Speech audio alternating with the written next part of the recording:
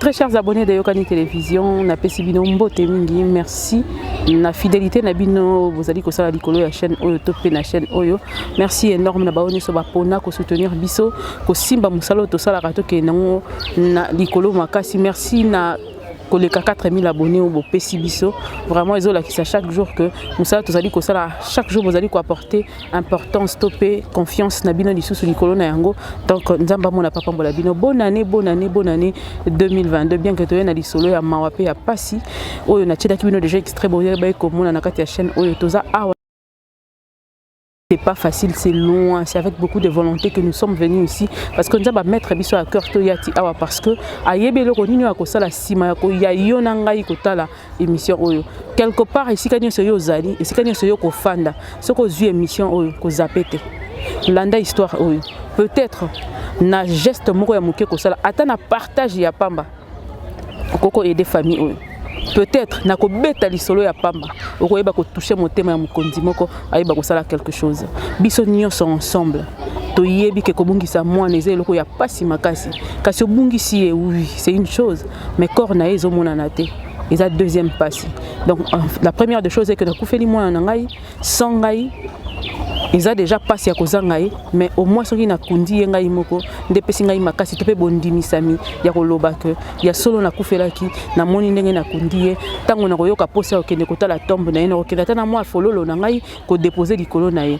mais corps izate moi na nga kufi bobengi ngai na ye mais corps izate akufi na occasion nini akufi na ko sala accident na ko tout ça mai quelque part na ko bela te kasi ba viola ki mwana il y a 9 ans pamba kombo na merveille ngana to ko sauver ngana to ko changer histoire ya famille oyo ba yeba ko zwata justice soki nazangi nyonso na zwata kasi justice pe bazuite papa pe mama ya mwana oyo vina bango eza changer vina bango comme malheureuse bazali bato bazali ko lela tongo midi pourquoi nzambe molimo mwana biso pe manakima biso ba yeto botaki to kunda ye meto zitango ya ko kunda yete viol oyo mama Olive azali ko bundela o mama Denise Nyakero azali ko lobela nyonso que mon côté oyo asali viol akotika la impuni mais tala mwana oyo ya 9 ans ba violer kasi lelo impuni muto a viola qui est koleka na kozala impuni muto a viola qui est lisusu azali na liberté azali ko tambola na kimia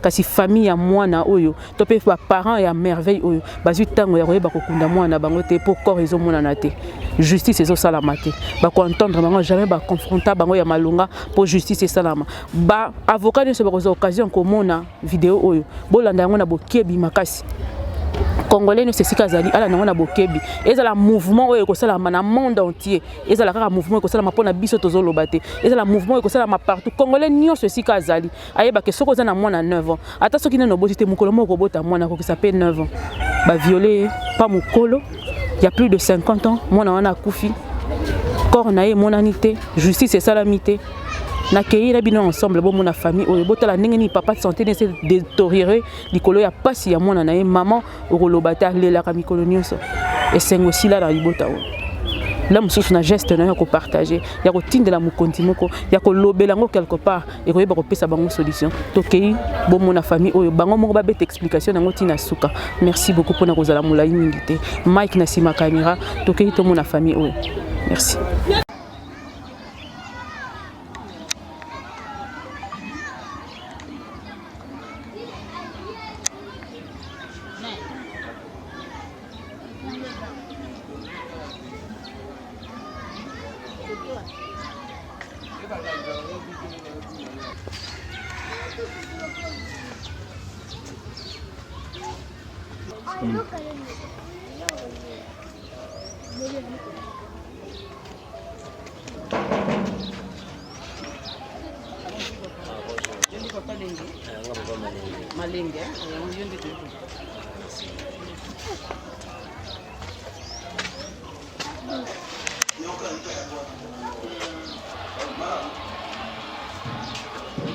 Donc comme je vous avais dit tout à l'heure que toza awa papa malenge papa ya mwana ona utiko c'est la bino introduction mwana ya 9 ans a subir viol et puis a kufi après kokufa na ye oleba mona ta corps na ye ba moni corps ya mona na bango te justice pe salamité donc bango baza ba perdant total na ke kopesa mbote to betela bino malembe lisolo o ndenge nini bandaki tina ndenge to komi lelo papa Malenge bonjour. Bonjour maman. Bonio. Moi muke na ngolo nzambe. Moi muke qui m'ezali quand même. Ah qui m'ezaka pour nzambe. Na ngolo nzambe. Siko papa yonde papa ya merveille to yo papa leki na ye noko na ye oza nani par rapport à merveille à kufi ya 9 ans. Ngai penda papa na ye biologique. Ngai ni na boti merveille Malenge, c'est ma fille à moi. Deuxième fille na ngai. Kombo na yo nani? Moi si oboti na ye merveille kombo na ye nani? Bana oboti combien et puis merveille aza quantième. Bon ngai kombo na ngai Malenge Luano Freddy. Moi si nanga kombo na maman la merveille biologiquement kombo na ye madame Sarah Toto Makaya. Bon na moment wana au merveille zoki ku na zeka na bana bote ba 4. Na bote ba 4 merveille zeki la deuxième ya famille na ngai. Na zeki na basi mibale. Ya liboso mwana mobali ya mibale de merveille ya misatu mobali ya suka mwasi. Na zeki ba 4 na ndenge na ko perdre merveille. Ok, merveille en tant que moi nanayo. Akena ko se retrouver ailleurs, ba viola qu'est-ce qui s'était réellement passé pour merveille lelo à la violer à Koufa. Bon, merveille ko se retrouver na viol pe à Koufa. Ezaki suite à négligence té. Bon, to botami na famille ndenge tu ba africain. Na kata libotami na libota to botami za famille Malenge biso so ba Malenge. To botami P6.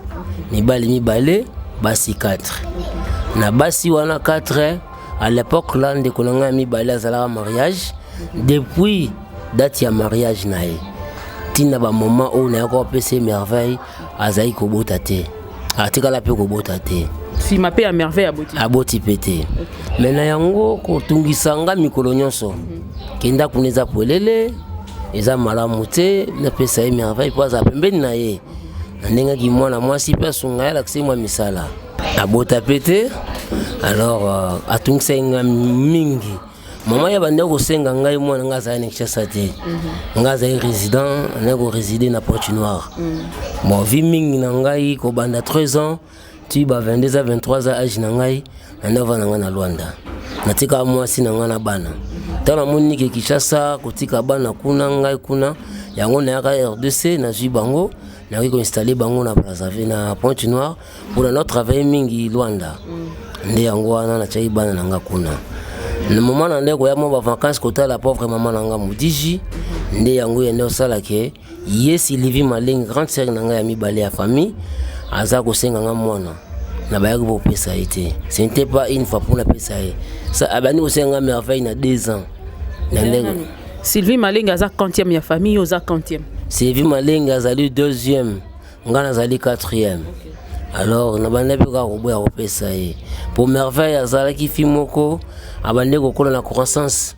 Déjà à âge de 3 ans, il avait une taille. Alors na ki ko yoka pe ma onanjela maman na ngai tellement zaki na envie ndi yango na kopesa ye merveille. Na pesa qui était na ki villa Kinshasa. Maman aboti bino nyonso. Maman aboti biso nyonso. Après le wa papa na ngai. Ndi na longwa na Pointe-Noire, je paye des transports avec merveille to iti Kinshasa. Ndi na bengiye, maman pe azalaka présent en vie na pesi merveille. Na ju merveille akovana nae. Na ndako place merveille ne ko vanda. Sylvie Malenge abande ko buku la lokola grâce ya Malenge leki na biso ya suka. Azaki na âge nini erona? Aba maman na grâce ya ako azalaki na ba 27 et quelques. Na ba 25 ans. Apa na utanga. Nini? Tango pesa ki mwana ezaki na nini? Na pesa ki ba Sylvie Malenge na mwana na ngai j'espère que en 2009 merveille nazaki na 3 ans na pesi na 2009 tanga aji mwana abotami na 2006 abotami na 2006 aji mwana na ngai na 2009 au na 2010 Sylvie Malenge ya kozwa charge pe aleki na biso suka comme abande ko tanga mobali na ye pe na ngambu na ye azwaki pe susu ndeko mwana ndeko ne ya mwasi atie pe na libota wana comme le quoi 3 bana donc Sylvie Malenga azwaki mibale merveille oyo ngai mwana na Gracia Messi Henri Masini aza beau frère na ngai azwi mwana yaya na ye moko na mwana leki ne Dorine na mwana leki ne moko Joyce na ndako wana bazali kola 6 donc Sylvie Malenge na Henri mobali ya Sylvie bango couple baobokola kola bato wana 4 po ndako ezalaki vide bande kovanda ngapi nazongi Pointe Noire après 2 mois 3 mois on a business so moi bleu na Pointe Noire na hôtel ça j'avais l'habitude de faire hôtel la merveille so be voyage ezate na bika kasa ya concert makansi mabeko koza te na ndeko na mwasi parce que na ndeko linga Sylvie mingi vous avez un problème vous avez un problème moko tenga verrier protocole bien vous allez gars 2 ou vous avez génie na famille biso mibale les autres là bon ba kozana bazana bango mais ba ndo peser na famille papa na ngai ezalaki ngai na Sylvie Malenge nde yango wana malembe et comme on attend moko buton papa akufaki mama pa komelerité akufaki wada Sylvie du moi na ngai mama kufina nini mama kufina 2011 mama kufina ye ta mama kufi mama ya kokanga na courant kokanga mama na courant wana quartier ni akanga na Ngiringiri na commune Ngiringiri quartier na ko bosana pour à l'époque là mama pa noza la kuna na Ngiringiri non vana pas Sylvie Malenge te mama zaigi na ndako na ye mais Sylvie Malenge ndo vana pitanga zoka mwana tanga zoki mwana Sylvie Malenge ndo vana na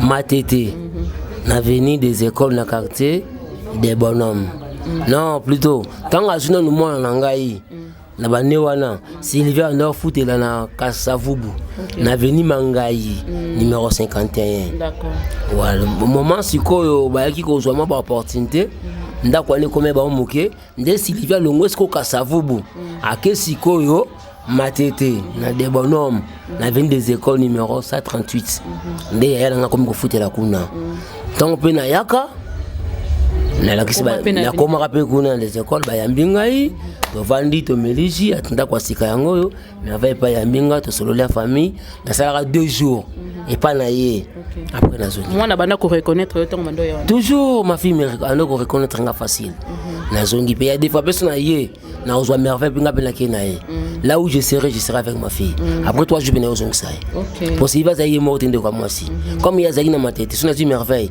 nga na vana na Kasavu pas grand c'est na Jackie non ça peut pas grand c'est na merveille pe pendant 3 jours 4 jours et pas Jackie pour Jackie pe na zina bana basi elle y a pe moi ya na moi si après départ na ngai des merveilles azongi kuna na ça pour une affection à moi na ngai na moment donné toi maman yo kufa mama kufina courant ba dédommager biso mbongo Sinel bon ngai par na ngai Sinel Sylvie na mobali ne comme mobali mtalanda ki dossier Henri Masini ba jimbongo bagumi ba pesa ba $35,000 na ibi ata 150 ngote mbongo pe mona na te na oti voyage na ya wa par na ngai ekezongi na lande na comprendre na le côté alors pour na côté profondeur ya Hollande affaire où ya Sinel la maman pour na botter les merveilles na commencé la action ya kozwa merveille ok ndaka pa na ye normalement au senga ye merveille to le kanara ndengeni to sala la brutalité qu'est-ce qui s'est passé premièrement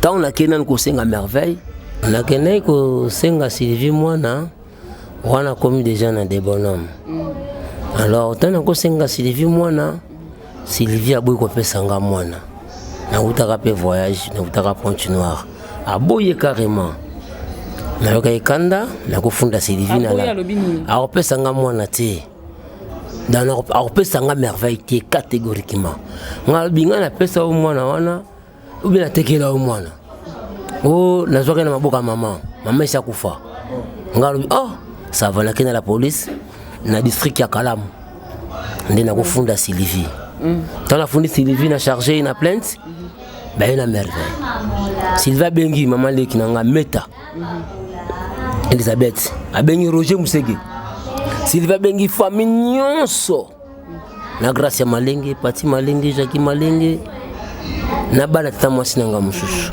baye na la police ba charger susungai naza compétent naza voyou naza colonel bazwa mwana wana kutu papa ute kufatika bambongo nga zo mbongo na kenda ba voyage na yozo ngampiaka na wacha baba mwana lezi nazana adresse fixe te donc ba ko pesa nga mwana na merveille ba corrompre PJ to banda procès wana na la police wana 14h to kabana na bango 23h moto yo akataki masolo ezaki mama mwana basalaki nyonso opesa nimero mama na bengi nimero mama allo Sarah osawa pinasa na ndako yoka makambo ka koto opeja zui a travailler na psychologie Sarah opeja zo imposer nga avant nga na Sarah na zo merveille na za na budget na bana compte bancaire ya fond $2000 la banque c'est to ke malemba vont 6 wana eloko na ye baiza que tango mama akufaki tango bakaboli mbongo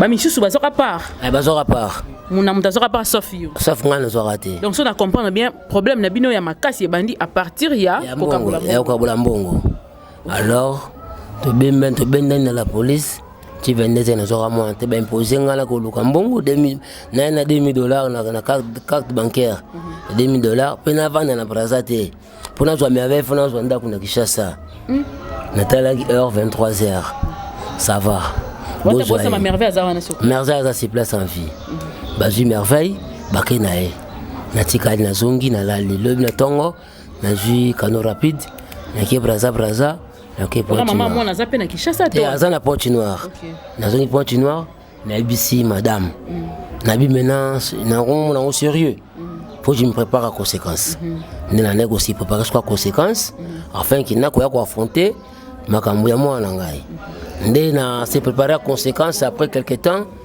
na yaki temps qui mobali on a pris combien de temps de dans 3 mois na se préparer depuis pendant 3 mois donc na Kishasa na ba stratégie na salaki ba stratégie wana salaki ke stratégie nini papa ebangisa biso bayo quand kotaki makambo bon stratégie wana salaki nga na milongole na libota ba zaina Pointe Noire na yena na luki à domicile na luki na ndako moko bonga manzanza nanu na se positionner pour dans la zone déjà possession ya kolala ya oluka kolia pour na mona que ça procès de na zoki mosi quand ba bengo incompétent on zaki na bana mususu te na zaki na bana bazota bando bo commanding bon c'est une manière ya corruption na bango ya banda ki ngo avant banda kango avant alors na yo kozonga si matin ngana kei nzoka merveille zalaki de violer wana nini nisiko wana na ne wana peut-être si on a tel rapport à nous on a eu merveille avait encore 7 ans maintenant tu vas voir pesa ngai merveille njoka ba yebaki de merveille ba viola yeso qui na 3 ans na 4 ans ne ba viola déjà merveille ici ba sila na kala ba sila na ndenge nini donc ba sila ba d'autres trace ya viol ba kundango déjà ba pesa bango mbongo qu'est-ce qui s'est passé bon to koma wana OK donc ba yeba de merveille à viol wana ngala zana na habité alors toi na kena se préparer na ye kozonga bango na sima ba tikala ko nongana tant na yo kuta na kuta bona ba division OK ba division na siko to na ye na ndenge na installer ki mwa moke et que tombe que tant na ngana salama mo pepe mala moko Brazzaville atindiki refoulement ngai ba madame kangisa biloko boya mbala moko abi ma merveille to 600 kamba moko moment na zo vanda na salama ba twintwi soki na kepa Sylvie na ko luka merveille Sylvie azolinga te omona kai na mona merveille na ko mona merveille mais na yebisa ba na ba voisin ya matetete na se présenter que merveille mwana na ngai OK mais avant bando tika aussi bando tika ngai mais siko na moment loko suna na tambo na merveille te soki ko lobate que merveille za mwana telaka ko si yo bande bina ko linga te na se présenter bon esil nango pe wana ba yo refoulé moi si pas ye ngai bon na mo ndenge unazana na maboko na kozwanda kuna yolube na ngaba na kokati toki na nouvelle cité na plaza Simos Plaza na ntieli na kekuna na installer na zwindaku na installer libota na ngai mwasi na ngana ba na nga misatu ndite bandi kwa merveille ndite komi ko vanda tozo vanda petit sœur ya merveille papa po ya bota mina Pointe Noire po ni green papa ndé na yebwe fona mona merveille foya merveille ata konja ngai problème za ta pas yana patata moi si voilà alors j'ai fait na c'est quoi semblant ya kosala réconciliation na Sylvie pour nde nazongi pena na Congo na sala réconciliation na famille tout bani to vivre ce qu'on a bango même makambo ya Snell na enteraki yango pour matière d'argent nganda na pambolanga mana muke vika kandevi na enteraki nyonso nde siko na réconciliation pe na sala ki na Sylvie familialement na tina cédé moi na to limbisani na e plaza tozongi pas bon terme na Sylvie to mona oh déjà na bon terme oh le tozongaki nga zaidi na basipsion parce que peut maki pona na sala loko wana pona me ko approcher ye na iba force nini yaza na ngwe pa ya merveille position ni yazo lingazwa na merveille nde mo komsusu na vanda ina ndako na madame ngabi na bimi ko bima na komi na masina na zaina marqueur na poche juste na carte de transport na kombi marqueur ndiko ya kingai na yasi receveur téléma ko receveur ko téléma zo téléma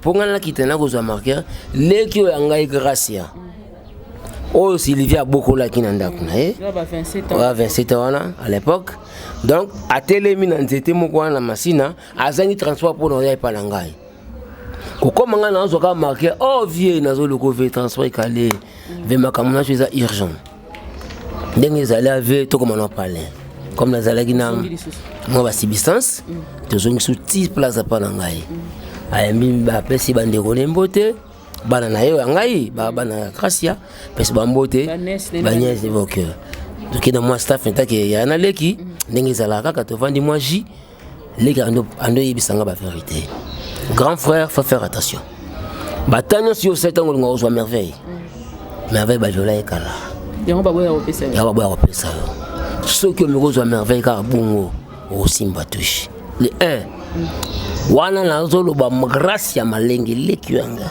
muta viola merveille eza utu kayani utu angwazanani azali voisin ya sœur donc Sylvia vani na sa 38 utu vani na sa 40 OK ngatuni a viola ndenge nini on veut même ngaku na comprendre angote Dorine azali kota famille mobali yemda daikola kusokola merveille en charge ya merveille kusokola bilama merveille kusokola ntuta merveille ndé ko sokola merveille avant ko sokola merveille temps aya ko découvrir que sexe merveille a développé ndé aya ko betela ngai o ya gracia na monaka tanga kuna zana âge na âge merveille na monango flou na bango mi balé déjà na merveille baya ki ko na Dorine baya ko ye ba betili solo wana ko grâce à la curiosité a pangi pe ya na Sylvie Sylvie ibise kanga monoko oh wana ba neni nisiko yo ba beteli solo pa les petites sœurs 2014 OK na septembre avant to ko novembre grâce à pesinga ba annonce wana donc yo ba ki on ndela Dorine on a ba 8 ans moi na ba 8 ans yo ba ki on ndela Dorine on ndela Dorine ça va merci pour l'information bon ba tunité pour nini Sylvie ibise bon ba kanga monoko bon Sylvie kangisa ki monoko pe Sylvie a baki a récompensé. Alors on a ce qui a récompensement là. Yanga bomba ki suta mulayi. Oh grâce à quoi ben na posa, il pas zo parler, il pas régner. Pour sentir déjà que moi likonde bimaki, o bandi ko basi baliaki, ba pesi o pe beau frère a bénéficié ki jeep. Beau frère a bénéficié ki ba ring. Yango on a pe petit a comment qui n'esprit que e be falia. Na combo grâce ya merveille. Ya comme merveille. Seigneur Jésus. Alors ngai papa moi na pe na épité.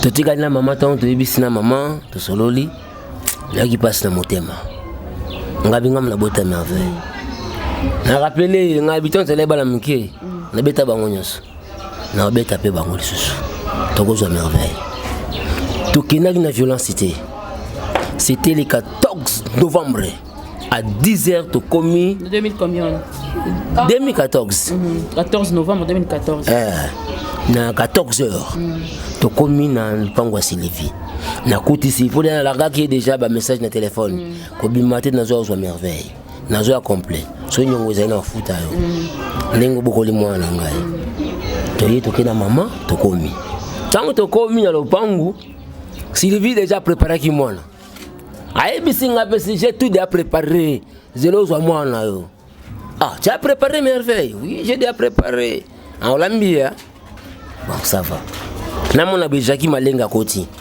Pati Malenga koti bandeko na bakoma kota siko bino boyo sala ni les affaires ngana elefana ngabi mona azwa mona bino salate longbala biso kuna wailo te zwa mwana o zwa ilelo ngabi na zwa ilelo to komi ko bima pa Sylvie na ne bono ozipe mwana na to zi mwana te to bina lo pango yena mwana Sylvie imposer ngai Sylvie Malenga alobi na ngai yambona peso mwana faut faire les tests ya viol dans les vides kawa dans les vides moi je me suis dit ngala yo zo mwana pas na yo to ngala pesa ko tsala ka test te le loyo ngalongwe plaza nantele na yo zo mais avec ça la test ya viol qui va financer on a mon financer ça va merci beaucoup to qui test ya viol papa depa nakale ngabido ke test ya viol faut l'hôpital malo maintenant réquisition ni zo mais mabiso pas médecin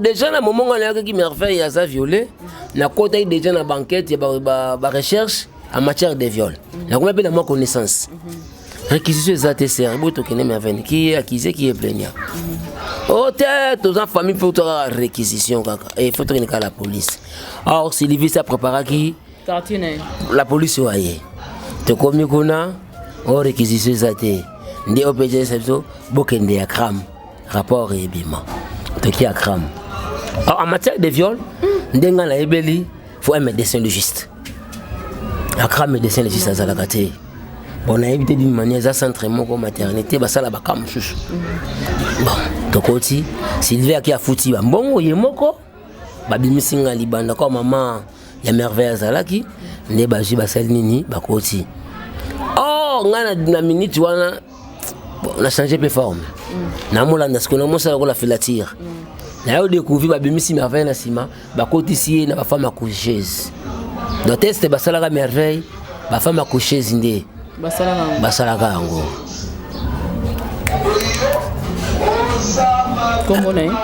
Comment docteur ngo ezoki mangai mais bozaki na document oyo tango ba sisi ba lakisi bino ka crame alors tant côté de examen sili ngabi docteur pas rapport on a un rapport résulté et m'a donné 2 semaines il faut m'apporter $200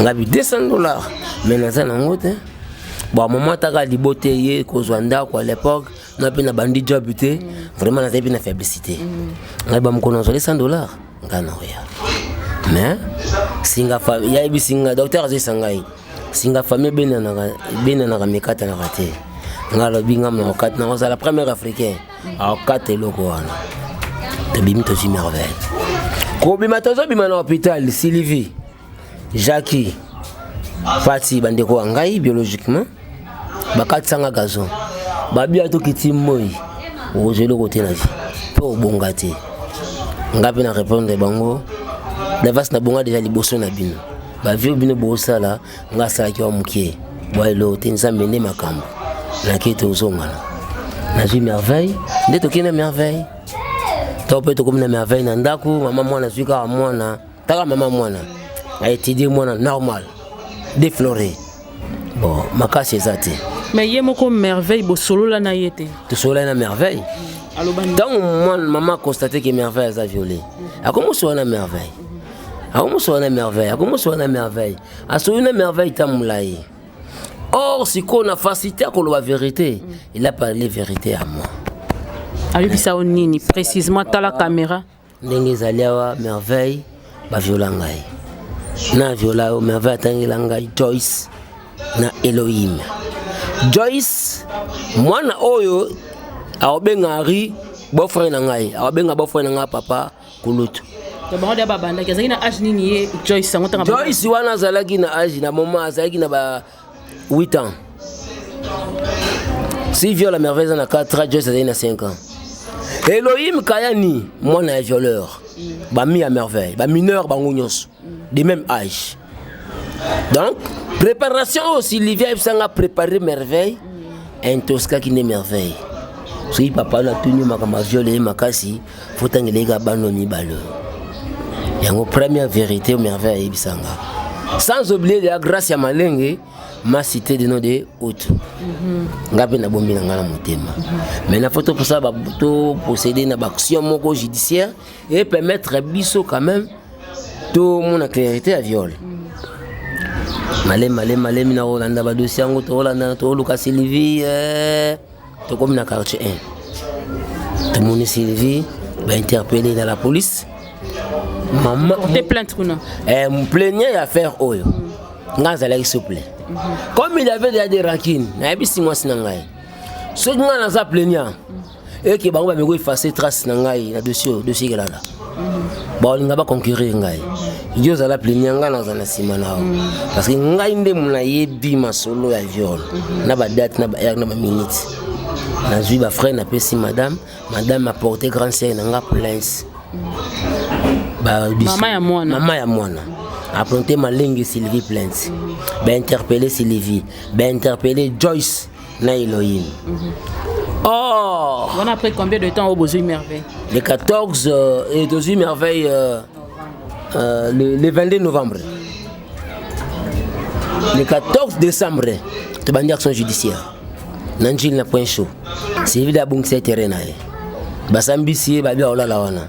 Kozonga tozongi plaza tutike bana msusu tela kaka tozonga nda ulobi toyola ndela dossier s'il va laisser au PJ Mbongo au PJ à vendre le dossier il va quitter ya lobby ngape na moi 50 000 ans basenga pour la réquisition basa ya réquisition to kende kitambo pour ngamla insista kitambo to ko maguna Sylvie na la police à l'alité Sylvie à l'alité Sylvie a zonga kinda ngani a libéré au PJ dadi to ki to zonga au PJ ko musanga biloko moko boye njoka na butu wana Sylvia fongole linga plainte pas ya OPJ dadi ikambo tourné ayebi OPJ dadi pecho photo beaucoup to boke prison to sala nini parce que dossier à viol o soki ikangami ngana odi boloko ayebi si alors photo charger Sylvia fundi ngai menace de mort a charger ngana PV menace de mort arrestation arbitraire attentat de menaces,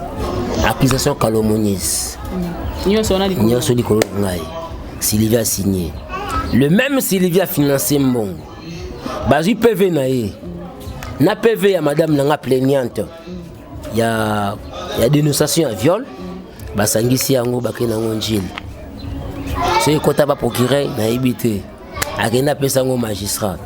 Bazi dossier à viol ba pesi magistrat.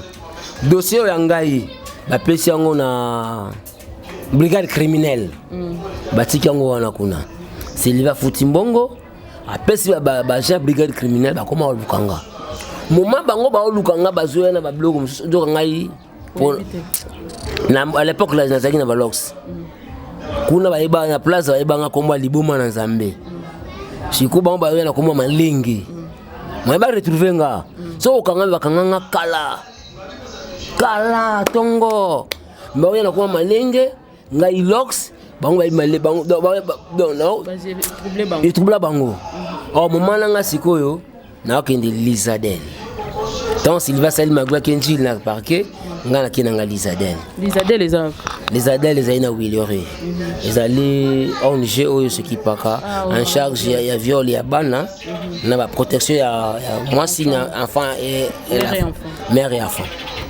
Et de comme Pekuna, tant comme Nalizadel, tu bando ya Boutumo et Kozonga, bah peut se mettre avocat, il s'appelait Maître Liévé, a auditionné moi en Angaï, et pas Maître Liévé, oh Maître Liévé c'était un maître avocat qui connaît as expert en matière à viol, mais à mon nid, moi n'attendis Joyce Elohim, à qui comme on a sali banquette, à mon nid qui n'a qu'à tuana. Viol les a commis, mais bano yo baba mineur.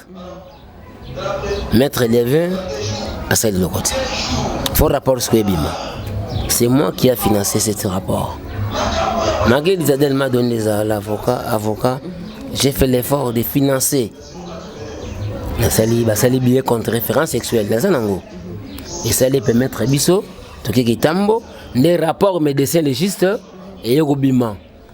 Tango rapport médecin légiste ebimi. Mais en attendant, nyoso wana tibo vuzu mwana bo vanda na attitude ya mwana ezalaka ndingi. Ba attitude ya mwana so otali mwana zaki loyenge. Moi, très colérique, méchant. Abaneo que la moutouté, à part quand il papa naï. Puis merveille, il y a de luxe. Dans Sylvie, ça bébé c'est les ngamoine. Donc merveille, azagi colérique, azagi brutal, azagi ka, ozoma soki moi na ça moi na moi na raboué. Donc moi déjà, l'autre one est marqué. Marqué qui est déjà. Alors tant que commis dans l'Isadel. Maître les 20 ans où il y a un dossier n'a pas réalisé. Ayo yebisa madame Nangaï boye. So qui tata moi si ya mwana aliembongo ya de dédommagement. Ya yo ni nakati ya famille na yo. De maître avocat en matière de viol. Moi c'est nanga mona qui déjà ça partial.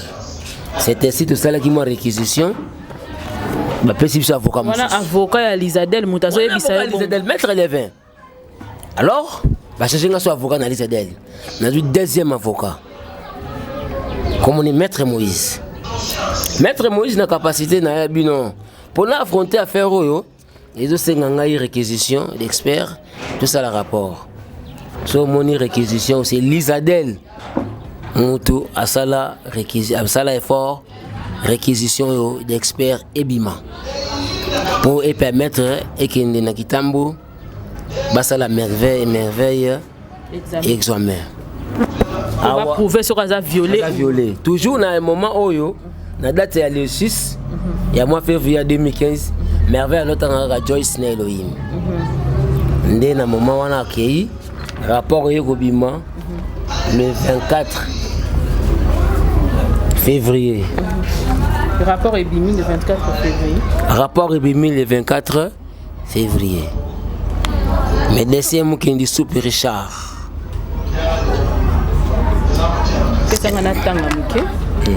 Rapport. Donc Toméique a changé décor parce que il fallait toyer à côté parce qu'il y avait eu beaucoup de dérangements de l'autre côté et on te préférait toyer la bino côté. Donc on a la bino rapport au médecin Moko a Pesaki après qu'on changé avocat. Oui. Médecin Pesaki le 24 février. Abi sous-signé Dr Mukendi Tsumpi Richard, médecin exerçant le fonction de légiste à l'hôpital général de référence de Kintambo. Avons été requis par l'OPJ Kimboué Diama Cyprien du SIAT Massina par sa réquisition du 6 février 2015 avec comme mission d'examiner la nominée Malengue Merveille, victime de viol, l'enfant que de déterminer les conséquences éventuelles, 3 de faire rapport commémoratif et exposé de faits, documents reçus, réquisition susmentionnée, exposé de faits selon la victime. Madame Malengue Merveille, âgée de 9 ans, nous déclare qu'elle avait été victime d'abus sexuels perpétrés par le nommé Elohim lors qu'il l'avait appelé chez eux en date et heure qu'elle ne s'en souvient pas. Expertise médicale, pas de plainte particulière. Examen physique. À l'inspection, l'état de santé de la victime est bon. À l'examen gynécologique, on note la vulve propre, l'absence des limes totalement déflorés, sans signe ni trace d'un traumatisme récent. Le vagin admet facilement un doigt. Souffrance. Incapable de marcher ni se tenir debout. Waouh. Elle n'a pas encore eu ses toutes premières règles. Néanmoins, elle affirme avoir saigné lors de son premier contact sexuel avec le présumé, aurait été victime par 5 fois. Au médecin légiste Moutapesi, donc les documents n'attendent bino. Normalement, il y a un fait Bapesi qui a été victime par 5 fois. Et test VIH négatif, test de RPR négatif, test de grossesse négatif, test d'hépatite B négatif. L'experte médicale légale nous permet de discuter de l'abus sexuel dont Merveille Malengue Madame Merveille Malengue aurait été victime. Actuellement, elle n'a pas de plainte subjective car les faits sont anciens et que les lésions y afférentes ont déjà cicatrisé. L'examen gynécologique montre qu'elle est déflorée sans trace récente d'un traumatisme. Les autres examens d'usage sont négatifs, mais le test de VIH, on devra le reprendre 3 mois plus tard en vue d'exclure la contamination. Donc je vous explique. Le test de VIH chaque 3 mois, nde mutu, nde na microscope ba monaka VIH sida. Donc mutakoza na VIH lelo a contracté ngo lelo, mais ce qui na nous et que ça dit plus de 3 mois témoin na microscope et mon analysate ba ko que ça l'examen balobi quasi négatif pendant que ils sont négatif té ngo ba senga zonga lissu après 3 mois pour le refaire. Mais sinon l'examen gynécologique et là qui que azala ki mwana moko azala ki violé plusieurs fois, abus sexuel, mais ndenge ba parents de ba zo ki ba récupérer qui est ba trace sur ça qui déjà cicatrisé parce que ce qui moi attend. Donc voilà, vraiment l'état de santé de la victime est bon, elle est déflorée na moins de 9 ans. Les autres examens déjà sont négatifs. La prise en charge médico-psychiatrique à titre préventif est assurée dans notre formation à la cellule Mania. À ces jours, il n'y a pas d'éventuelles conséquences à craindre dans l'avenir. Donc voilà, il y a moins à merveille normalement. Cicatrice c'est longwa qui déjà mais azala qui violé parce que médecin légiste a aussi confirmé ngo papa tati qui continue. Alors dans le rapport de Bimi c'est nga tout ça la action judiciaire. C'était si na vana merveille butu moko yebisanga auteur violé zanani. Pour Elohim azamwana ya utu mwana moke. Docteur na l'hôpital ya bisingai mwana moke ko déflorité. Non papa soki na lobinga na kokufa. Wana mwana na wazo yebisai. J'ai des témoins. Nabi merveille okufa te zamina likolo malamu. Papa nga na okufa sona la vérité. Tata moi sa kotisanga na chambre la kisanga ba biloko mwa bisu mukolo yo ba vérité fait yo okufa. Moi nga kanganga makasi na nzoto na butu wana na 2 heures. Et ce n'était pas facile merveille malenge mais dit le nom de Utu Kayani. Na mona kona. Et quand la fa parler moi nga là presque 45 minutes. Inga mo pe na lela to bandi action judiciaire. Oh ninga prometa ki mwana liwa abanepe déjà ko luka bisala sala ba comme nga pe makambo ngona za makasi ya makambo liwa wana pona bondela la pena nzambe solo blague te côté wana. Je savais que ma fille était en danger. En danger. Na komakpe tango to sali première action ya utu na kombo ya Utu Kayani. C'est trop tard déjà nzoka to ya na njili bwe mekane sekendaki matete nji parquet njili na chaka mutu benga na bi comme lelo batangeli na kombo ya Utu lelo zo sila kaka lelo avec les adèles c'est que Marcelo ça ici na il peut pas mettre Moïse enregistrer ka tete moment na zoloba. Il y avait le témoin du chef du quartier na plaza na benga ki bakolo bazati lelo o ba témoin basinya baloba mikande ali qui après-midi moi na ngaliwa moi n'a pas le bango. Alors siko merveille abetela bino circonstance ya viol nae ndenge nini ezalaki papa na viol na ngai ezaki négligence ya tata mwasi abane kotika ngai na bana ya Utu na lupango ya Utu na Utu classe na sakana kuna na nyonso bandali kanga kuna la journée yango papa Utu anobenga ngai na chambre nae akota salanga makambo wana. Tango yeba sala ki yango ayebisa ki tata mwasi abane ko isa tata mwasi te aya ko isa tata mwasi après bato basali ye mais avec tika ko isa tata mwasi te tata mwasi na ko découvrir que moi n'a changé nda côté la kasikoyo tango atuni merveille pas ndimi ba moko ke basala nga yango ndi yango wana Sylvie amona papa wana basolo la ndi place ya ko pesa ye $36,000 na jeep ya valeur à $75,000 na le pango baza nango kuna na bibo yo za na preuve ya makambo zoloba ke ya solo preuve makambo wana solo na pa moto comme na tribunal de preuve ki mona via Sylvie na Henri bakota mona jeep à $75 te Sylvie az enseignant combien les enseignants ba souffrira mobali na betsa rapemi ça ça cop na mususu na cop ya tazan de konanga moi je le connais très bien na libote na biso mutambongo feza la nenga yete soupçon wana eza ndeko na muta betela ki yo toni bon soupçon na ba 30,000 ba makambutu wana c'est grâce à Maleng qui m'a dit cela na se akanda parce qu'il y a que le côté donc c'est quoi vérité bimi a auto Sylvie Ndakei abimi simbongo apesi Gracia akangie munako siko lelo relation on a Gracia izandingi nini o abetela ka lisolo autrefois lelo est-ce que azaki prêt ya ko témoigner ou ndingi nini bon lelo Gracia kuta koma prémité ngaliwa Gracia koma ngambo ya Sylvie ko bapesa imbongo Gracia koma oniye ba effet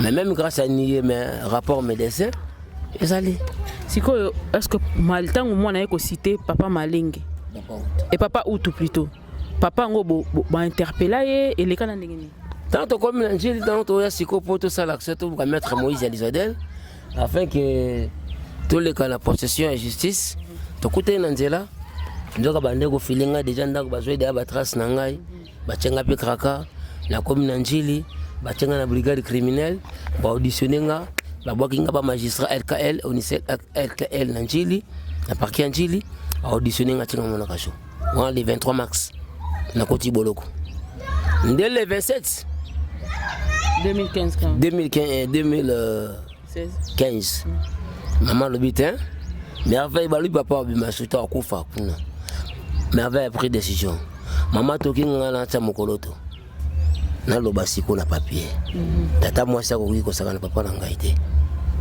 ndi bayi na Njili na date le 27 ayeko confirmer plainte na yesiko là où merveille asamba ki Joyce Elohim na Njili na date le 27 mars 2015 après babiloko a juste na février merveille ayeko confirmer kombo ya Outou c'est Outou qui a violé et la tante m'avait dit son lobi kombo ya Outou ngana kokufa merveille azui pointe na e atie akoma kombo na biki mo maman n'a pas apprécié à signer magistrat du dossier à Vandeli après 10 jours batindinga na prison toi batindinga na prison Njili comme balia déjà mbongo ya Outou moi ba sala Outou likambo ezate biso babola nga mozangi ba action judiciaire bandi ko peser madame ya na parquet boy rien elle n'a pas que oui siko yona nyongo fundi yo po bakanga yo ba commissaire au criminel merci c'est comme mutabimisa criminel ezali Malenge Sylvie grande sœur na ngai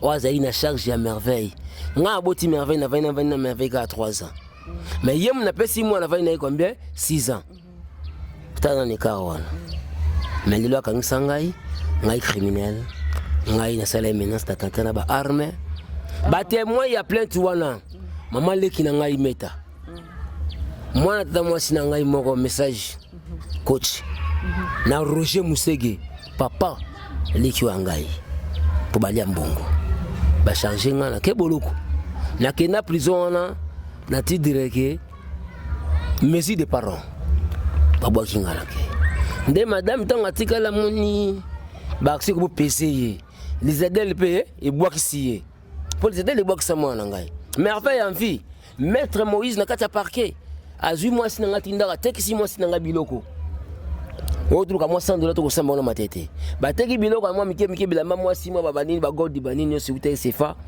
et bimi moi $470 poids yewana kenda atika moi sinangai ba pesani rendez-vous bakutana le 30 maître Moïse ayate moment sarado zonga rapide kenendako Gracia lekioanga bandeko abana ngai plaza baebi tribunal fa soka komina makambo eza malam ba descente salama plaza ebi affaire taxe kita tapage famille ngisa na plaza ba pia pale na ngai ba benda ba moniki moi stanga oteka pa mbongo moi j'avais une maison d'habillement à l'époque ce qui na quartier à plaza lelo ba maison d'habillement ali première personne à côté maison d'habillement 2014 c'est moi Freddy Malenge ba mona ndenge famille ye ba oza bilamba ba zo stocker na mituka wana yo zawa petit boss na prison ba yipa papa lupangu na ngai ba coopérer ba retirer garantie ba tika sara lo côté grâce à côté na ndako a piller bilamba na ngai akoluka akiba yiba original ya document moment wana siko sara a madame alongwe na pression wana alongwe siko plaza akepa na bango na barumbu Thérèse Kalivide nde baza occasion sala mioso wana tant moi sinanga komina barumbu koko na bino foto funda ka dossier nde ba ka judiciaire Voilà, moi, on n'a pas encore envie. Moi, on a envie. Moi, on a fundi. La date, c'est le 12 avril. A fundi Outou. Quand on a samba qui na Njil, a samba on sumba la mibali. Balandi ko luka Outou. Le 13, le 14, le 15, le 16, le 17, le 18, bah quand on a été. Voilà, bah luka le 13, le 14 et année ni ya moi. Il y a né en 2015. Na mois d'avril. Bah Jean y a caché judiciaire bazo luka pour bana yo za de ana. Ngana na prison. Bah luka ba kanga Outou. Bah luka moi une semaine bazo Outou te. Boutou merveille zo kuma le 21. Le 22 na tongo ba kanga Outou. Azo kufa. Merveille kufi le 21 na Boutou. Abelaki. Abelaki. Moi na ngai maki baba vendre. Moi na nga kufa. Moi na nga mutaboma Sylvie Malenge. Bon, et ben on a preuve témoin to ko tapenda wana exacté. Dans un dossier. Vie déclaration à merveille. Elle a déclaré ce qui n'a pas vérité dans kufa, c'est pas moi. C'est merveille qui l'a déclaré. Avec ça le magistrat. Ce qui n'a pas vérité violon na kufa. Pe merveille a kufa siko. Akufa na ndako to hôpital. Akufa na ndako. Ndenge ni expliquer na biso na nous. Merveille alala a oganga. Maman, la mona batumba le bazo ngai. Et vous mettez moi na kufa bonne santé. Quand on a bonne santé, malgré mal à l'aise, tout consonne. Parce que le docteur a confirmé bien. Alors bien clair. Non, à ce jour, il n'y a pas de conséquences à craindre. La santé à merveille. Le docteur, on a le coutaté. C'est l'année là qui soit moi on a fait la prison. Moi on a ma lobo moi na loba. Et qu'on ça maladie moi on a. Tout ça va te abandonner. Tout ça va pendre. Moi je sais. C'est ainsi merveille au kufa bakangi Outou. Merveille a koufi mukoloni ni bakangi Outou mukoloni. Merveille a koufi le 21. Bakangi Outou le 22 na tongo. Le 22 bakangi Outou na tongo. Na caché judiciaire pour passer la confrontation là le 22. Le 23 faut passer la confrontation. Sylvie Malenge na batu msusu ba na 4e mairie na parquet général. À l'époque là c'était Pungonema. Pungonema oui, procureur général. Ndem da salagi manigance après ça instruction. Basali loko la transfert à Outou. Comme Merveille à Sambaka le 27, pour Nassami le 12 avril, pour le mois de mars, au biso gout nanchi to lukakae botin de la bisoye. Koyak Outazoya na date il y a le 23, le 24 bakanga maman Merveille. Sarah. Bakange pa nani po nani. Mutafundie Malenge parti. Malenge parti ya nanga liboso. Afundie que ya salimi. Abomi Merveille atili moi abomi Merveille na poison. Qui a été magistrat, on a besoin de la prison suite à la famille. Mais on a merveille, il y a un poison. Il faut pas ça la autopsie. On a date le 24. On a la autopsie. On a la date. Timo Alelo. On a jusqu'à Bembe.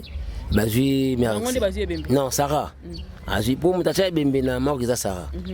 Na papa là voilà la prison ndé sikoyo bazui Sarah batie na boloko comme bazalaki na posa bayiba ebembe ya merveille bakangisi ko Sarah bakomuluka baji ya mort comme babaki baji ya mort eza na papa ya Sarah bake barumu bakanga famille ya Sarah nyonso bande ko ngai événement o esalama na barumbu un jour si le tribunal a saisi dossier famille go sambalanga te tapage na barumbu pour ba retirer ka batia marque mais bon ba parents na été neni ba za pouvoir on a ko retirer pouvoir ya bon corps ya mwana na bino po baza ngai na boloko ba sa makambo sous dominance ya mbongo na basoda papa nani comme papa Outou ango asala kanini aza mukondi ba Outou kana c'est un boss quand on bengi boss. Vous imaginez ayebani kisasa mobimbo bato ayebi la partie matete telaka tilelo ba faire rebeller nako ebele azana âge ni papa 65 ans aviolaki merveille na ngai azana 65 ans lelo ya koko masuna ba combien 7 ans plus 65 ba 70 papa ona donc na biso azo contrôler bena ressort ya moamba même parquet général près du cour de cassation a simbango na maboko na moi n'a pas détail ezali alors tant Outou babimisi na njili bakangi Sarah ta bakangi Sarah batie na boloko Outou bapesi liberté provisoire sans confrontation sans quoi Outou azongi ndako boss violeur tueur moi sinangai oya moi na ba violer azo ko défendre moi na ye aza sous poison acha na mai fausse accusation bakangi papa bokilo na ngai belle famille na so bakoti boloko pendant 20 jours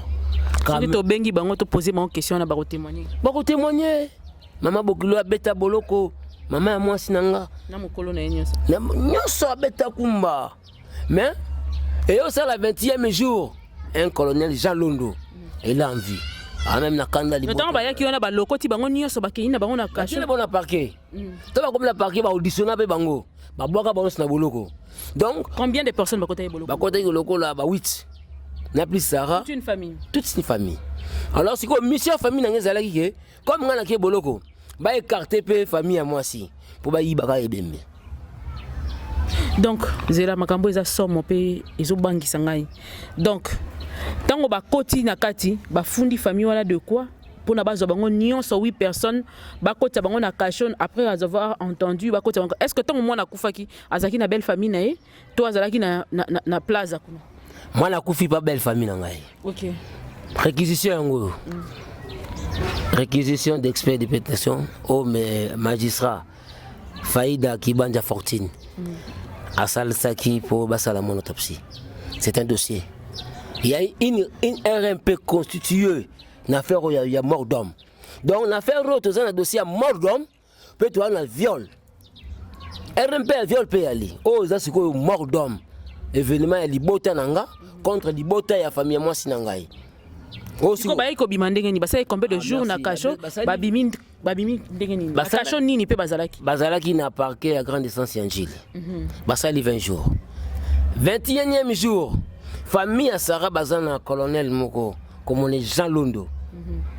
De tombaki pa utaki front tango akicha ukeli kambwana. Ko koma ga Jean Londo akomi na Angile. Les magistrats Faïda batanga na Jean Londo. Ndasengi Jean Londo pardon. À libérer toute une famille sans caution un dossier sur Zagia solo moi c'est n'anga bima sans caution dans le botanios donc na 8 wana na moi sino pa na kati azena kati bakay famille n'anga kamina makale ene de lelo ah njoka jalo ne sabi mse bango lobi ba ozela ki Sarah pa ya pris prison taba munika Sarah ake prison te tango wana ba okangisa bino wana bana wana misusu o bobota en dehors ya merveille bazaki wapi bazaki na ba rumbu pe kokona bango na ndako kokona bango siko bakangi famille mobima batika na nani batika la kipo koko basara mama basara baleki basara msu babota bota pe eza panga famille basana famille bazeka ba mikolo ba minere batika la ki OK bana batika la ki wana na famille na ba ndeko na bango pe ka bana ne batika la ki wana nde tango uto bazisi après 20 jours la date il y a le 29 mai. Tant on dit la rémission a vu dossier physique, il y a viol. A tindi on a sous compétence territoriale de Matete. Tant a tindi sous compétence territoriale de Matete, a vu RMP Oyo Faïda. Avant tout il faut la lever du corps. Il faut procéder à l'autopsie. Et là où il y a encore la merveille, c'est l'autopsie. Bazu dossier il va classer ça sans suite. Il y a viol, batindi. Au baclassement sans suite. Et autopsie siko et ça la ma spéciale. Ça la ma pété. Siko merveille bolela e wapi bokunda ndenge. Bon merveille tolela été. Tant ma kamonos nazo betelo. Moi j'étais en prison. Mais tant on a bimi au bimi quand au sali combien de temps en prison? Na côté prison nangai, na côté boloko nangai le bandi boloko nangai le 27 mars et le 23 mars. Na yoko bima le 27 mars na yoko bima ko la na ba utsa na bete ba 4 mois. Siko nini sala ikobima? Condamné pour combien de temps et pour na motif ni ba condamné? Bon dossier na ngai o Sylvia Fundaka ngai. Magistrat ibaga ke Sylvia Olandela ngai.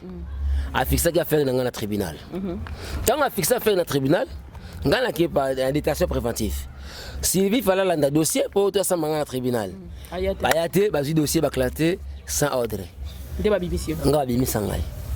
Na bimana boloko d'une manière à l'autre. Maintenant on a une boloko mais vous mona ba menace ya famille nangai. Ba menace ya famille nangai zo ya pina makasi okobimate okolyambonga utute iloko moko te salama na parna. Mais avant na bima parti malenga kotaka na prison ayebisinga yo bima prison te. Comme nazaki mutu moko boye ta benga nga leboma na Zambie. M'appelle fou de Jésus. natalisi benda libulu moko lusuma mukie na bisan jour e komate ata lusu na baluka mpunga na pona ngolo bazambe puis umela ite na bimaki na lo ba ngo clair na témoignage ngo partout na kena mutabi misanga prison na eba ite pour ça témoignage ngo asala le côté alembaki nae pour ça lembaki a comme l'espoir balukile mbonga banda koteka timu kona bima te bani to kusala bazulanga ba avocat des temps la bimi prison fana relancer affaire na uti bolo qu'on a pema ki pété na kenji la salle d'action judiciaire quand en 2015 na bandi ba action na ema tété dossier ba magistrat ba PCJM ba esprit dossier ngo ya faut pesa mbonga kanga utu na bundi tanki mobali $50 na pesi wana 2015 quand en 2015 na pesi $50 baba kangi utu aye avandi wana utu akoti bolo kala lelo lobby confrontation ngapi na ye na ju maître moko comme le maître Nzaba maître Papi Nzali Dieu me voit ainsi papa mola ngai na nzela dossier na leka e papa Molière ndeko Molière ya manga na plateau to ça une émission babola dans la outil prison il m'avait donné que $500 Molière alinga kaka ngana kunda mwana ozwa mbongo kunda mwana ngai se papa Molière ngana kunda mwana te ngana yaki na lekana mise babola pour yo pambo yo landela nga dossier nde na mono landela ba dossier sur pona za dédommagement na ngai mais komi ya boy nga mo esimba o kabeli ngai nga kola na dossier na ngai mais c'est que lo na eseki papa Molière ayebisanga mwana ngai na bola ndelo dossier te mais dossier ne sana banchube même nga ba pekisi nga landela dossier wana papa Léon lemba ngani fara west fara ba peki singa na ba konja likolo na epoka Kabila na simba ngote na lobela yango te komona nga bete alors nde yango papa Léon lemba ebisingai bon eza makasi na oza chance na yo mbongo na pesio kindeluka ba avocat na yo balande le dossier nde na kinazo maître azana baro ya matete maître Papi Nzali na pesi mbongo wana alianga mbongo nyoso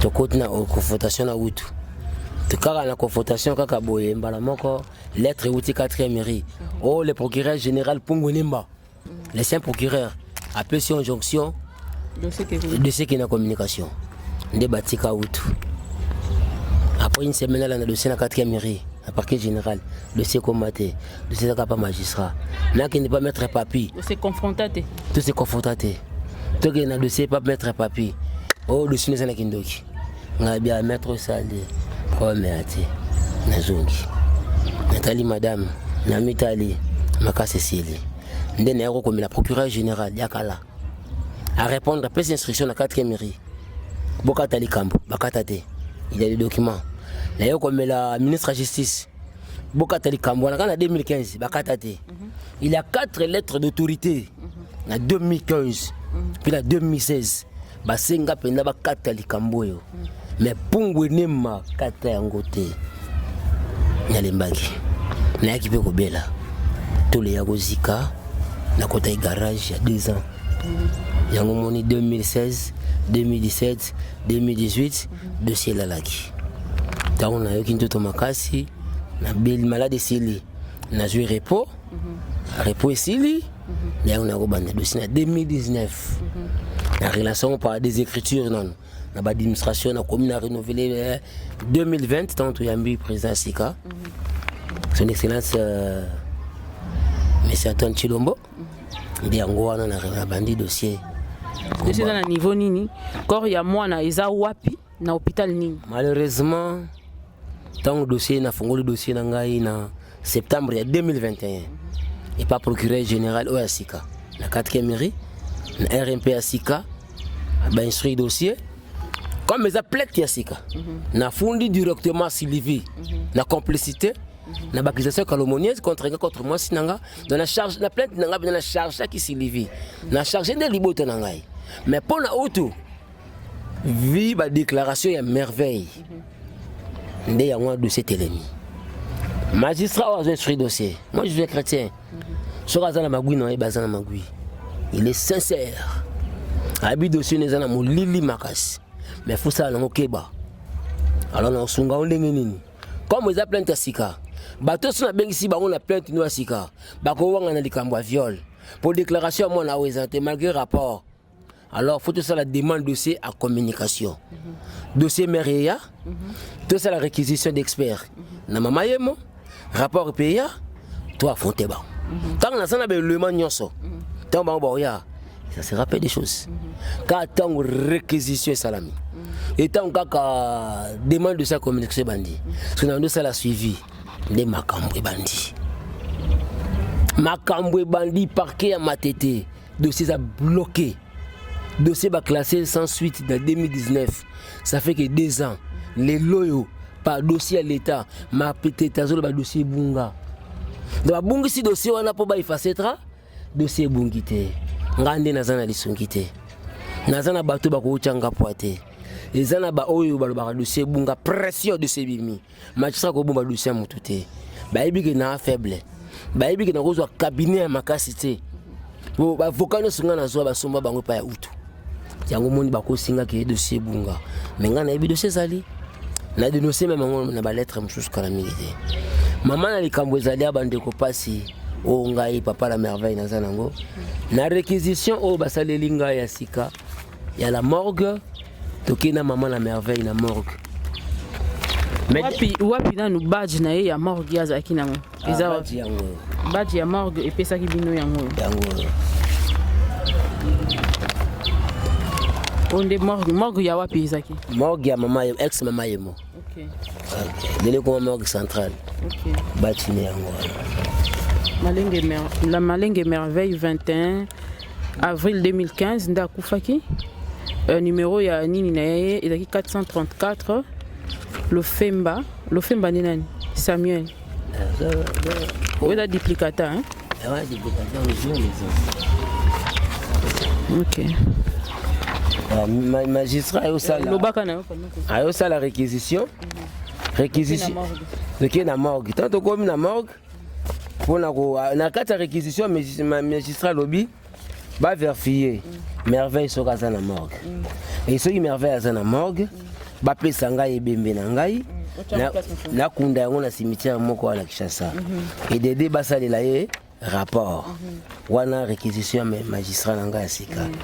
Toke na morgue et pas ya médecin légiste pour lettre zaï adressé par nae makambo na kekuta na kuna ya somo.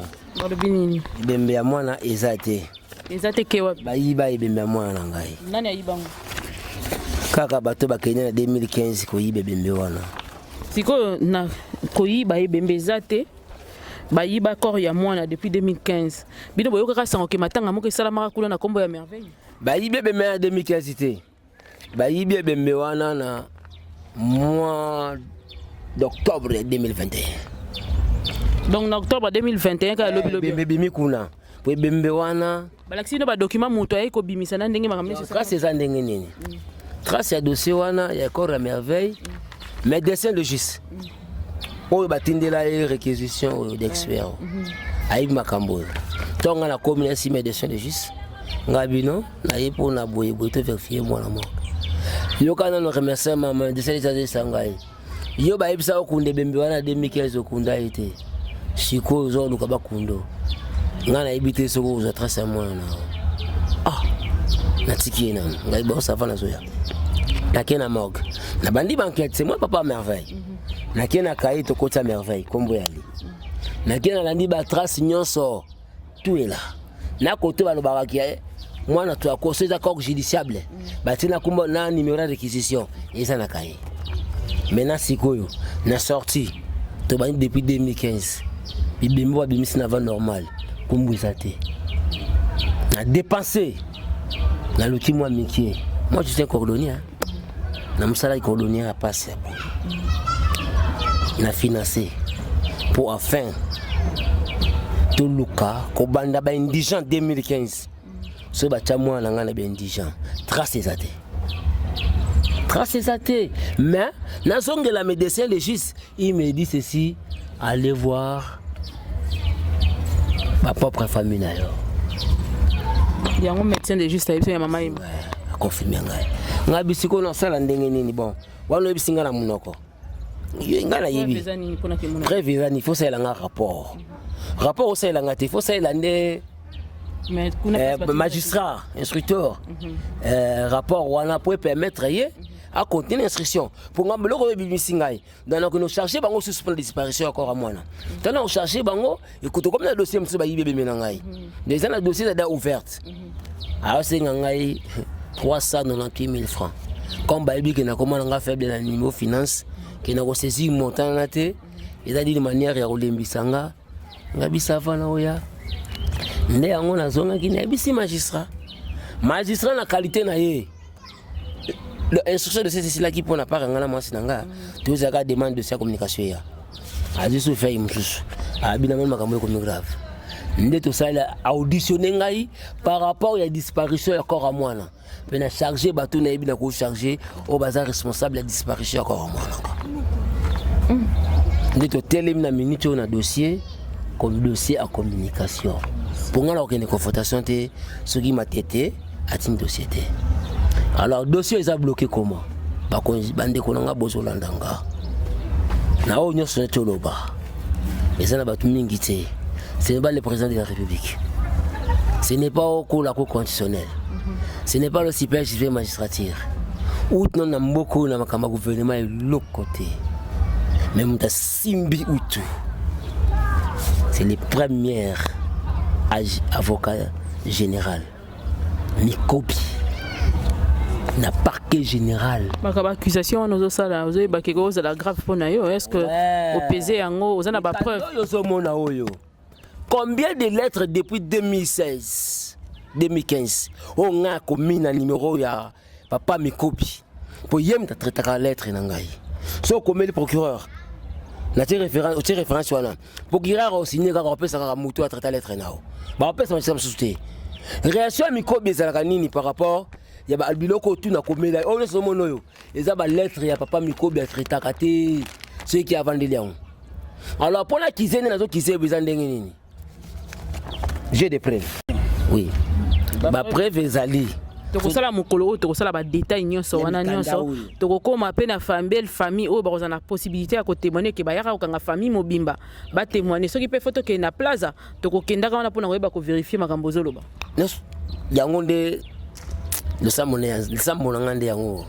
nzamba zo lokumu pona nde na cité Mikobi na la preuve na preuve d'accord ndenge déjà oyambi yango c'est bon tongaki tozwa pe mama mokie ataka 3 minutes kaka apesa biso pe ma lisolo na ye nini na ye mais liloba na yo ya suka et puis nini yo zoluka bon liloba nanga suka eza vraiment dossier criminel et bomi via bala na ngai et boma vi na ngai na fox isusute nyonso kokoma nyonso kosala okende be transport nazana musala te. Moi je suis un cordonnier mokile yebi ngai kolonio na baluka na vili bambisa le papa sako c'était ret na bino bozo landa ngai vraiment na moyen nyonso na ba capacité nyonso bino batamite mamawa so sepeli so muteme tutio osunganga d'une manière à l'autre sunganga na faible financièrement omoni ata corps à mon na moni pe corps à moi na te da pona posséder na makambo esengaka finance ezo senganga mbongo na zana mbongo te na ozo mbongo wapi na obuna na bato makasi bana mbongo corruption eza makasi na ba famille na otile lo balobani ba famille na nga kote na maman bazana posanga na kufa pour transfender si là de ces pays là donc on a bango ta guerre tilelo. Merci beaucoup Papa Malingue, je crois qu'on aura le temps de revenir encore. Tous au moins dans interview à maman, il y a quelques secondes, quelques minutes et puis tout le monde a fait bana mususu et là c'est solo que en dehors il y a merveille aux bana mususu oration na bango kino lelo. Donc il y a bien ensemble to kende mona. Mais grand frère Sylvie abana kolingana esabino vérité te mais yango nazo sabino vérité ke mutasai ngaza papa utu yesko mutama na osamba savoka na bi mais bozotanga koma papa na za mutu munenga mutu munena mutu munene te mutu ba samba neza mwana ezangati mwana libite ezaye mais tant yo zui mwana papa bisiso que un moment mwana ekipa na yo comme maman obanda mona nini na bon tant nazo ki mwana na ngai ya pasi 9 mois na libumu omona ka mwana ba BBC mutonga BBC amonani te to bandi ko sala ba mesure d'enquête kende ezaka mama quoi na comportement na komi colérique méchant lingba via de luxe alinga bloko kaya bakene ba fuma quelque chose na première na quartier 1 wana bakene na André Kimbuta biso mesana ba via kolia bien bakena ba maluku bakinkole que samizi bo via na biso zaki na ngote bo fila metu bandeka côté ya mwana ke biso via na toza na ngote to monani yango tozolia to banda o memeka bongi monani so nzamba sali grâce to lié so pe monani te matembela batu eza na ngote bane ko lamba bana bazola bana bazofu to vana mwana presque subi 3 mois 4 bizaleli boye pena na azaki pena sentiment mutute akomeki colère mokolo baneli kamufasi likaka kaso papa banga azati akomi kanda ko solsa mutute akena kwena ya vandi kaka côté ya kaka côté ya na ndenge ayeko mais na normali na nzoto normali na nzoto na mwana na façon sexe mwana na age neva ekozala te mais ngeta quand na boti neto siba na bonne ekozala vanjana te impossible mais au flamme bando kango pasi ba ventre passe tant kene na kitambo baseli ba examen ba na pesa sous médicament moto bando tchena mai avandeli mususu azomela mais à celle ngo pina tamula ita ko sala 2 séances ou 3 séances oya kokufa na izaki ndenge bona kokufa merveille tanga ki déjà comme papa na bi ke mutavela inga papa out yena grand c'est baba ni kola lo ba vérité faut akufa na quartier 1 a lo baka ngo ke yo merveille olia biloko na bokola bona bozela kokufa aripe ye mtata mwasi aripeta ngolo ko defo beto fana misa papa nae tanto zimwa nataka via na mboka plaza tata te mama te ndito ikolongwa na bana to ebarumbu tato ena barumbu bwana zo tant papa kesko prison noko na biso nini sami lo femba sami ndai kozwa biso to ena na barumbu pe to vandi butu ya kokufa na ye na butu ya kokufa na ye to vanda ka sibitima bona ndako tozo seka tozo seka banda ta active tozo seka pense azalaki nebi azoyaneka ba ventre comme habitude ka ba kisi ba pesa biso na kitambo azochela azovanda azomela sibitima ka boto mona ka mwana gangi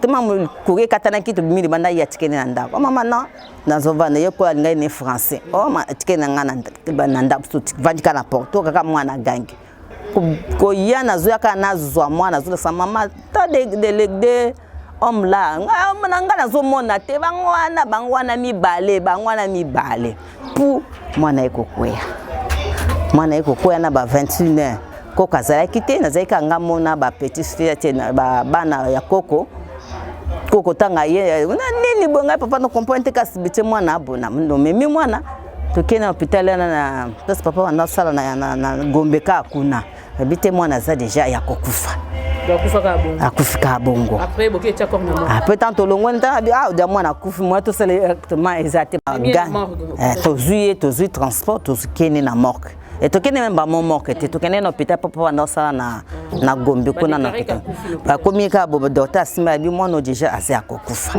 comme banda sala na hôpital bazui ambulance ba pesi biso to ko tia mwana na morgue ya mama ye.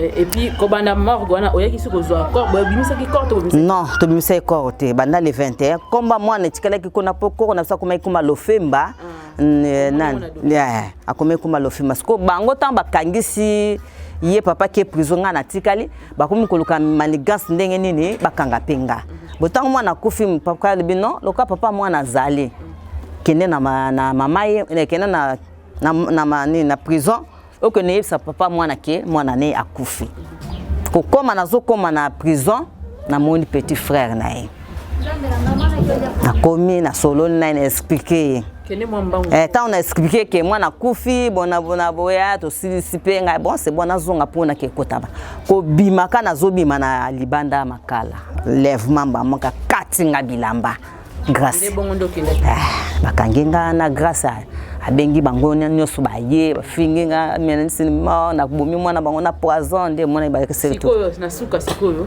o mona corté tilelo na mona corté na nde pe kande le premier jour na tia mwana na mort bana le 21 wana tina le 21 avril 2015 na ndengi tilelo na moment na nde to zongi lelo corps exact eloko ni ko senga na bakonzi mboka bon eloko nazo senga na bakonzi mboka tozo senga kaka état de droit.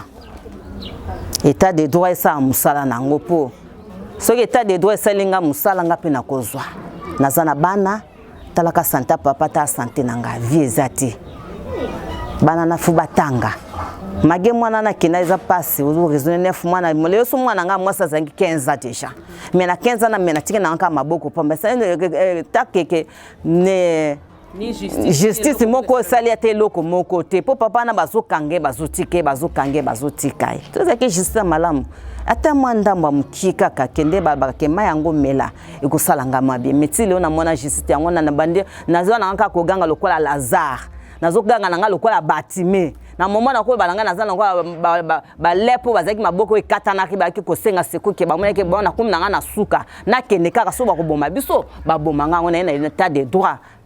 Et ça la musala nango. Merci beaucoup. Bandeko balandi. Ensemble na bino toti kolanda récit oyo papa oti expliquer biso pendant plus d'une heure. Eza moulaï mais ça vaut la peine d'en parler parce que fallait moudinyo ça parce que la zone d'ombre ezaki belé il fallait moudinyo tout s'éclaircir pour tout comprendre. Ngai bosenga kosala kosungana ezala na bandenge belé. Yo ko zalo yebi nani oyo aza pembeni ya chef de l'état ko za vidéo o tindeli. C'est déjà quelque chose. Le fait de partager, au fur et à mesure que tu partages, ils ont permettre de atteindre plus de gens. Zala mouté malam. La manière de aider les biso, de atteindre mon compte. Au PC député, au PC mokondi moko, au kabeli qui a député, au kaboleli ceux qui n'ont pas habité. Manière nango yango wana ko aider. Et aussi, tous autres numéros ya papa. Na juste tant azo na se ya kombo na ye pour bobenga ye bo joindre ye pour na monu sa ko soutenir ye na affaire on la justice numéro ko zala wana pembeni bo uti ko mona wana benga ko hésiter te benga na ba manière nyonso boko ko sunga famille oyo boko ko permettre bango ba retrouver sengo na bango ya mwana o ba boti ba 8 ans ya ko fana na imuki va faire subir rien, on va faire subir rien. Moi, on a une souffrance, n'a pas signé sur mon thème. Alors, appeler pour nous soutenir la famille à la justice. Que la justice soit faite pour une fois, pour cette famille. Tondima, quand même, chef de l'État, papa, maman Denise Nyakero, Yoko Taramarambo Yabato, Mokonzi Amboka, Olobaki, droit. Et comme ici on a esika nango olobi que état de droit ezali na esika moko ta azali likolo ya mibeko kasi la kisabiso ya solo ke mutu azali likolo ya mibeko te na kopesa justice na famille oyo baza na mbongo to baza na mbongo ba se souvenir que mokonzi ya mboka moko alekaka na nzela na bango apesa bango justice pe baseka pona kozanga mwana na bango bo sala te ko s'abonner ebele pona to permettre ba action ya boye ekende susu musika koleka mingi nzamba pombola mino. Merci beaucoup na Mike Mabone na sima ya caméra nde tokutani bongo na affaire mususu na ba document mususu. Au revoir.